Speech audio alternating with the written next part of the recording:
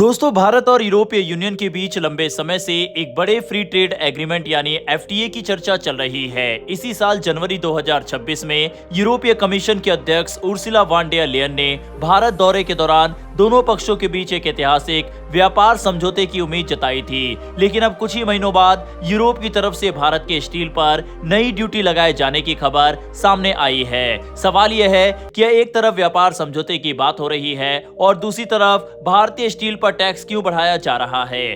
ताजा मामला यूरोपीय यूनियन के कोल्ड रोल्ड फ्लैट स्टील से जुड़ा है। यूरोपीय कमीशन ने भारत के अलावा जापान, ताइवान, तुर्की और वियतनाम से आने वाले इस तरह के स्टील पर डिफिनिटिव एंटी डंपिंग ड्यूटीज लगाने का फैसला किया है। भारत से जुड़े कुछ स्टील उत्पादों पर ये ड्यूटी लगभग 9.5% तक बताई गई है। इस फैसले के पीछे यूरोपीय यूनियन का तर्क है कि इन देशों से आने वाले स्टील की कीमत और व्यापारिक परिस्थितियों से यूरोप के अपने स्टील उद्योग को नुकसान हो रहा है। अब पहले ये समझ लेते हैं कि कोल्ड रोल्ड फ्लैट स्टील आखिर होता क्या है। सामान्य भाषा में कहें तो स्टील को एक खास प्रक्रिया से रोल करके उसकी मोटाई कम की जाती है और उसकी सतह को ज्यादा चिकना तथा सटीक बनाया जाता है। इस तरह के स्टील का इस्तेमाल ऑटोमोबाइल, इलेक्ट्रिकल उपकरणों, मशीनरी और कई औद्योगिक उत्पादों में किया जाता है। इसीलिए ये कोई छोटा या सामान्य उत्पाद नहीं है, बल्कि बड़े औद्योगिक क्षेत्र में इसकी महत्वपूर्ण भूमिका है। इस मामले में यूरोपीय यूनियन की जांच काफी पहले शुरू हुई थी।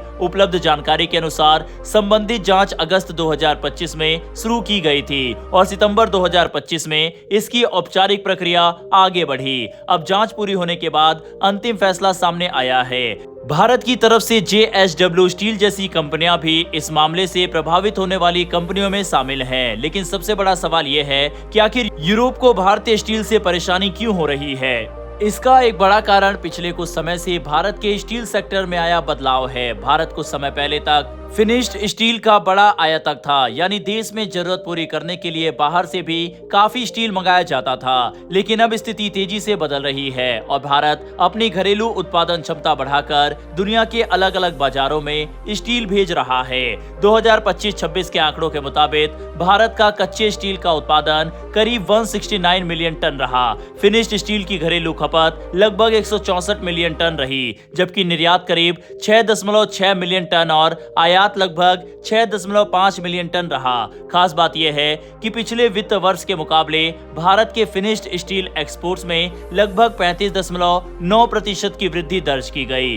वहीं आयात में करीब 31.7% की गिरावट दर्ज की गई। यानी भारत का स्टील सेक्टर तेजी से आयात पर निर्भर रहने की स्थिति से बाहर निकलकर निर्यात की तरफ बढ़ रहा है। भारत का स्टील यूरोप के कई बाजारों तक पहुंच रहा है। इटली, बेल्जियम और स्पेन जैसे यूरोपीय देशों के अलावा दूसरे बाजारों में भी भारतीय स्टील की मौजूदगी बढ़ी है। ऐसे में यूरोप के घरेलू स्टील निर्माताओं पर कंपटीशन का दबाव बढ़ना स्वाभाविक है। दरअसल यूरोप की अपनी स्टील इंडस्ट्री भी कई मुश्किलों से गुजर रही है। यूरोप में ऊर्जा की लागत काफी ज्यादा है, औद्योगिक मांग पर दबाव है और स्टील प्लांट अपनी पूरी उत्पादन क्षमता का इस्तेमाल नहीं कर पा रहे हैं। कुछ रिपोर्ट्स के अनुसार यूरोपीय स्टील उद्योग की क्षमता उपयोग दर लगभग 67% के आसपास थी, जबकि उद्योग को करीब 80% क्षमता पर चलने का लक्ष्य था। इसके अलावा चीन से आने वाला सस्ता स्टील भी यूरोपीय बाजार के लिए बड़ी चुनौती बना हुआ है। चीन ने 2025 में लगभग 131 मिलियन टन स्टील का निर्यात किया,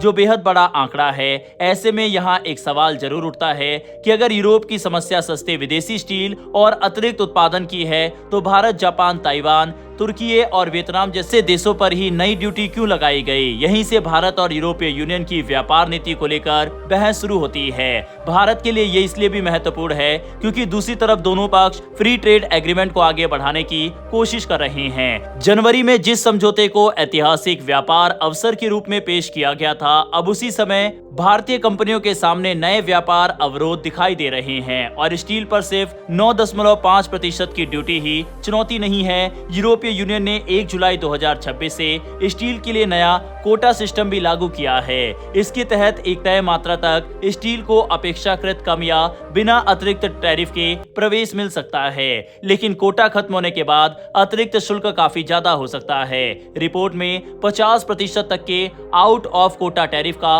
उल्लेख किया गया है। इसके ऊपर कार्बन बॉर्डर एडजस्टमेंट मैकेनिज्म यानी CBAM भी है, जिसके तहत यूरोपीय बाजार में आने वाले कुछ कार्बन गहन उत्पादों पर उनकी कार्बन उत्सर्जन लागत को ध्यान में रखा जा रहा है। स्टील भी इसके दायरे में आता है। इसका मतलब है कि भारतीय स्टील निर्यातकों को यूरोपीय बाजार में सिर्फ कीमत के आधार पर ही नहीं बल्कि कार्बन उत्सर्जन से जुड़े नियमों के आधार पर भी कंपटीशन करना होगा। हालांकि ये भी ध्यान रखना जरूरी है कि व्यापार विवादों में दोनों पक्ष अपने अपने उद्योगों की सुरक्षा के लिए कदम उठाते हैं। भारत ने भी विदेशी सस्ते स्टील से अपने घरेलू उद्योग को बचाने के लिए अलग अलग समय पर सेफगार्ड और एंटी डंपिंग मेजर का इस्तेमाल किया है। हालांकि असल चुनौती यह है कि भारत और यूरोप के बीच अगर फ्री ट्रेड एग्रीमेंट आगे बढ़ता है तो दोनों पक्षों को यह सुनिश्चित करना होगा कि व्यापार समझौते के बावजूद अलग अलग सेक्टर में नए प्रतिबंध और टैक्स तो समझौते के फायदे को कम ना कर दे। आने वाले समय में सबसे महत्वपूर्ण बात यह होगी कि भारत इस नई यूरोपीय ड्यूटी का किस तरह जवाब देता है और दोनों पक्षों के बीच चल रही FTA बातचीत पर इसका कितना असर पड़ता है। खैर बढ़ते हैं अगली खबर की तरफ जो कि फिलीपींस से आ रही है।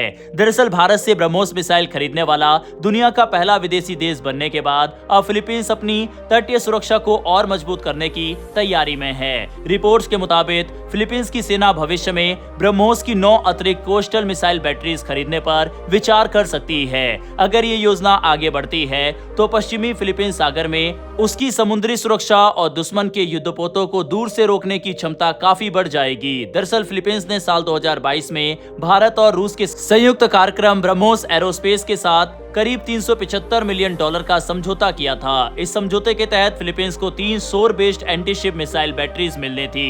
इन सिस्टम को फिलीपींस मरीन कॉर्प्स के लिए तैनात किया गया है। इस डील के साथ फिलीपींस ब्रह्मोस मिसाइल का पहला अंतर्राष्ट्रीय ग्राहक बना था। इन मिसाइल सिस्टम का मुख्य उद्देश्य समुद्र से आने वाले दुश्मन के युद्धपोतों और दूसरे महत्वपूर्ण समुद्री लक्ष्यों को लंबी दूरी से निशाना बनाना है। मोबाइल लॉन्चर होने की वजह से इन सिस्टम को जरूरत के हिसाब से अलग अलग जगहों पर तेजी से तैनात किया जा सकता है। मिसाइल दागने के बाद लॉन्चर अपनी स्थिति बदल सकते हैं जिससे दुश्मन के लिए उन्हें ट्रैक करना और जवाबी हमला करना मुश्किल हो जाता है। वहीं अब खास बात यह है कि ब्रह्मोस की खरीद सिर्फ फिलीपींस की मरीन कॉर्प्स तक सीमित नहीं रहने वाली। Revised armed forces of the Philippines modernisation programme के तहत फिलीपींस की सेना पहले ही 2 ब्रह्मोस बैटरियों की खरीद की योजना पर काम कर रही थी। इनका इस्तेमाल लंबी दूरी की फायर सपोर्ट और तटीय रक्षा दोनों भूमिकाओं में किया जाना था, लेकिन अब रिपोर्ट्स के अनुसार ये आवश्यकता बढ़ सकती है।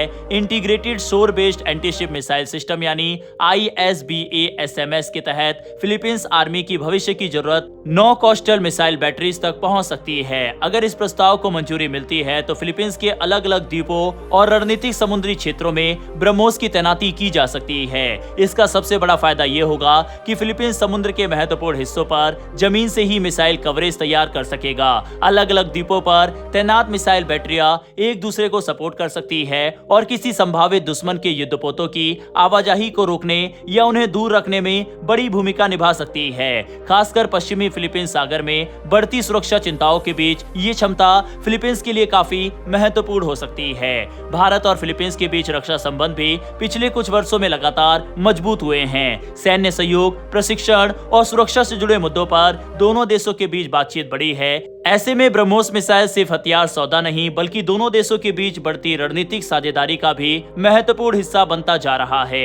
अब देखना होगा कि फिलीपींस की सेना 9 अतिरिक्त बैटरियों को इस संभावित योजना को कब और किस रूप से आगे बढ़ाती है। अगर ये सौदा मंजूर होता है तो दक्षिण पूर्व एशिया में भारत की रक्षा निर्यात क्षमता के लिए ये एक बड़ा कदम साबित हो सकता है।